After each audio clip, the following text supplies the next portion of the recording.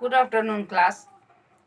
आप अपने main topic पर आइए कि ये बाल वर्णन में सिद्धस्त सूरदास जी कृष्ण के अब बाल्यावस्था का वर्णन कर रहे हैं।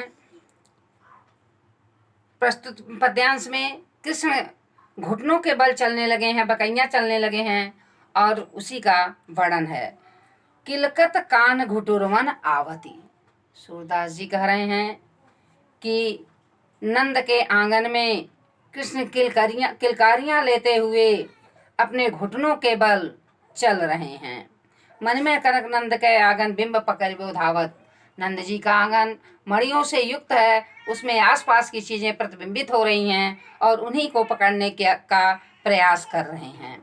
कभू निरख हरि आप छां को करसो पकड़न चाहत। कभी कभी तो वह अपने ही प्रतिबिंब को उस मणिमय आंगन में देख करके हाथ से पकड़ना चाह रहे हैं। किला के हंसत राजत द्वैदत या पुन तही अवगाहत। किलकारियां मार करके जब वो हंसते हैं या किलकारियां लेकर के जब हंसते हैं तो उनकी दोनों आगे की दुतुलियां अत्यंत सुशोभित शोभायमान हो रही हैं और बार बार वह इसी क्रियाकलाप को दोहरा रहे हैं। कनक भूमि पर करपक छाया यह उपमा एक राजत। और उस स्वर्णमयी उनके आंगन में उनके हाथ और पैर, कृष्ण के हाथ और पैर के का जो छाया पड़ रहा है, कमलवत हाथों और पैरों का जो छाया पड़ रहा है, वह एक उपमा उत्पन्न कर रहा है। वो उपमा क्या है कि कर कर प्रतिपदी प्रतिमन वसुधा कमल बैठ की साजत। प्रत्येक मणियों में उनके वह कमलवत हाथ पैर की छाया जो है, ऐसा लग रहा है कि मानो पृथ्वी एक एक कमल से कमल का सिंहासन बना रही है। बाल दशा सुख निरखी जसोदा पुनि पुनि नंद बलावत।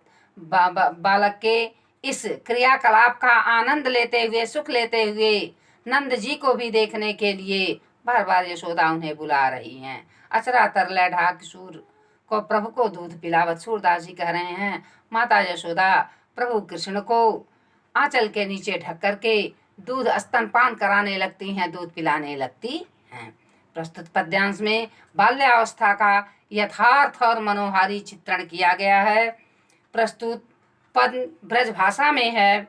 रस माधुर्य और रस वात्सल्य रस है, गुण इसमें माधुर्य और प्रसाद गुण है। इसी को भाषा ब्रज भाषा है। इसी को तुलसीदास जी ने भी लिखा है, आगन फिरत घुटुरवन आए। तुलसीदास जी रामचंद्र जी के बाल्यावस्था का वर्णन किए गए हैं। Thanks class.